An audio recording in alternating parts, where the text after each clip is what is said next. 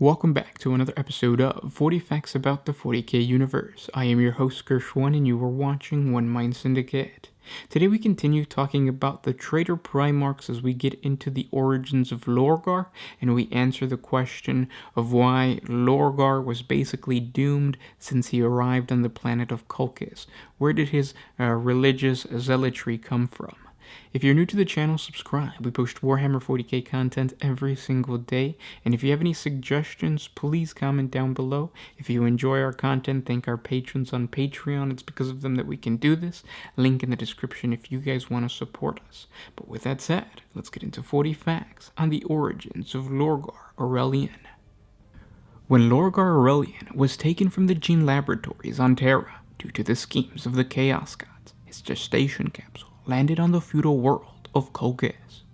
The world of Colchis was one of the first worlds settled in mankind's exploration of the stars. Located to the galactic northwest of Terra, within the region of space, later known as the Segmentum Pacificus. Colchis' continental masses were dotted with strange, crumbling edifices, and no amount of exploration and research could fathom their purpose. At 3 times the size of Terra, with a fraction of the population, it took almost 5 standard years to turn once around its merciless sun, and it turned with great patience. A day lasted a Terran week, a week lasted a Terran month. From orbit, its skin was a landscape of unforgiving mountain ranges and desert plains, veined by threading rivers. It was in dry lands like these that humanity's ancestors, the very first men and women on the world no longer called Earth, rose in lands that would become known as the cradle of their civilization. Imperial scholars and historians believe that the world of Colchis was once highly advanced technologically during the dark age of technology, much like the rest of the human-settled space, but fell into anarchy during the turbulent time known as the Age of Strife.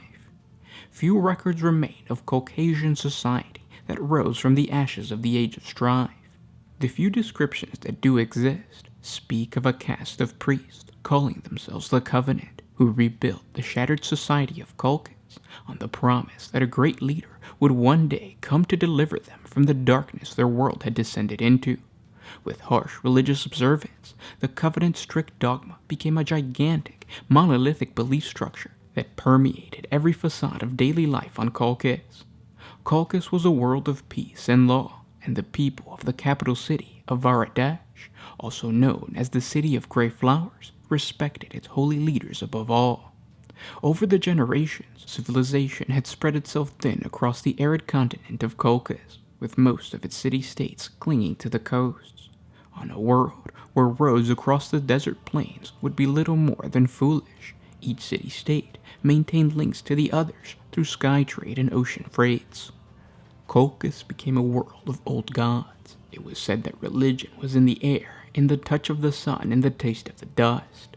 To its people, worship of the higher powers was as much a part of them as the beating of their heart and the crying of their children. Bound in feudal traditions, Colchis had once been a world of high technology, but those days lay forgotten in the old night. When the infant Lorgar fell from the sky, he landed on a planet held in the hands of the ruling Covenant. A nomadic tribe of desert outcasts, known as the Declined, under the chieftain Fan Morgal, found the infant's shattered capsule and took him in. They named the child Lorgar, or the Raincaller, in the Caucasian tongue. 17 local days later, Lorgar, already grown to the size of a young child, was discovered by Corpharon, an exiled priest of the Covenant, and his caravan of exiles. Corpharon had been kicked out of the Caucasian capital of Varadash for advocating that the Covenant be more forceful and aggressive in its conversion tactics. The predominant religion on Colchis was that of the Covenant, later known as the Old Faith or the Old Ways. It was a polytheistic religion dedicated to the worship of the 4 entities that were in fact the Chaos Gods in their more benevolent guise. Immediately sensing greatness in the boy and believing him blessed by the Caucasian gods he called the Powers, Corpharon convinced Lorgar to become his disciple and promptly killed Fan Morgal and the Declined to cover up the boy's identity. Despite enduring Corpharon's vicious, emotional, and physical abuses, Lorgar became a zealot believer in the faith of the Covenant and researched every aspect of its theology that he could find. He came to believe that there was a single God he named the One that led and bound together in his being the polytheistic pantheon of the Covenant, which comprised of the 4 lesser gods. Corferon dismissed such notions initially as heresy, and often abused Lorgar in an attempt to shape the young Primarch's personality and create an emotional dependency upon him. At the same time, Corferon saw something special in Lorgar and attempted to manipulate him in order to use the boy's obvious extraordinary talents to take over the Covenant and the rule over Colchis. Nonetheless, despite the abuse, Lorgar remained intensely loyal to Corferon and even saved his life during a mutiny by the caravan's crew after they were asked to beat Lorgar once more by his foster father for some minor transgression. Lorgar also grew close to others in Corferon's caravan, which included the mercenary captain Axatal and the enslaved Covenant teacher Nairo. Despite Corferon's abuse, Lorgar quickly surpassed his master. He became a devout teacher, his skill in oratory and the power of his superhuman charisma winning him many followers, allowing him to rise to the position of Archpriest of the Godsworn as the followers of Lorgar's branch of the Covenant and the believers in the One. After saving Corferon's life in the mutiny, the priest ended his physical abuse of the Primarch and began to show him some affection. He named Lorgar the new bearer of words, and Lorgar's fame spread rapidly thereafter as he began liberating slaves held across Colchis. He slowly amassed a great army of the Godsworn that marched on the Caucasian capital of Varadash. After a fiery sermon before the city gates, they opened to him. The lower priest of the Covenant within the capital presented the corpses of the ruling Covenant ecclesiarch and the hierarchs as a gift to the city's new conqueror.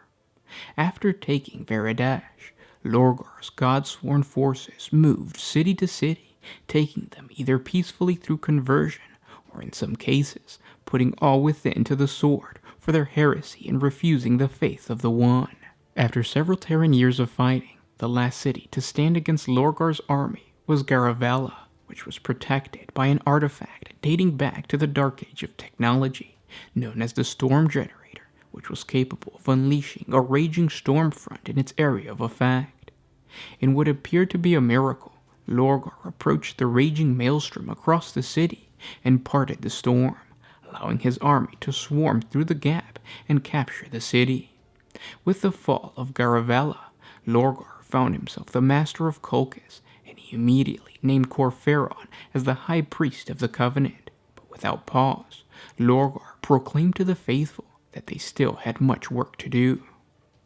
Unfortunately, as Lorgar grew in standing amongst the people as their religious leader, the other members of the Covenant's ecclesiarchy began to grow jealous of its popularity. Lorgar's youth had been constantly plagued by visions of a mighty warrior in gleaming bronze armor coming to Colchis, a one-eyed giant in blue robes standing beside him. At one point, the visions reached such an intensity that Lorgar claimed that the prophesied return of Colchis' one true god was soon to occur. He began to preach his news to the people of Colchis, causing disruptions to the theocratic rule of the Covenant as the people converted to this dissident belief in the one god. Lorgar's enemies in the Covenant saw this as an opportunity that they had been waiting for to remove the threat that Lorgar presented to the status quo, declaring him a heretic to the old ways. Those of the Covenant who came forward to arrest Lorgar were killed by his followers. The Covenant then split into 2 factions, the followers of the Old Faith and the Godsworn, the Brotherhood of Lorgar, who continued to believe in the one God. And a holy war of immense proportion erupted, eventually forcing the entire population of the world to choose a side. This conflict, called the Schism Wars, lasted 6 standard years, ending when Lorgar and his supporters stormed the Temple of the Covenant, known as the Cathedral of Illumination in the heart of the capital city of Varadash, at which the Primarch had once trained. They killed the monks within and eliminated the heart of the Covenant's conservative religious resistance to this idea concerning the one God. Possibly as part of this conflict, or after it, 1/3 of the people of Colchis were said to have turned against Lorgar, and the first great purge was conducted by the Brotherhood's fanatical loyal warrior monks who had been handpicked by Lorgar. Now the ruling archpriest of the Reformed Covenant, Lorgar, promised the masses that their new god would arrive on Colchis no more than a local year after the victory, and that they would know him only as the Emperor. Corferon confessed to his adopted son that he remained a believer in the other gods of the old faith, but that he also believed, like Lorgar, that the one god was the most powerful of their numbers. This continued belief in the old faith, also maintained by the older Caucasians after the Godsworn's victory, would lay the foundations of the Word-Bearers and eventually Lorgar's turn to chaos. And those were 40 facts on the origins of Lorgar, and we answered the question of why Lorgar was basically doomed from the beginning. He had an abusive adopted father, and he was kind of forced into this religious belief of the Chaos Gods without him even knowing. So yeah, I hope that answered that question. If you guys enjoy our content, thank our patrons on Patreon. It's because of them that we can do this. Link in the description if you guys want to support us. It's a simple $1 a month. That dollar goes a long way, so thank you guys so much ahead of time for that support. If you guys can't support us on Patreon simply by liking, commenting, sharing, all that good stuff, it helps out the channel. But yeah, with that said, I'll talk to you tomorrow. This is Gershwan with One Mind Syndicate signing out. Always used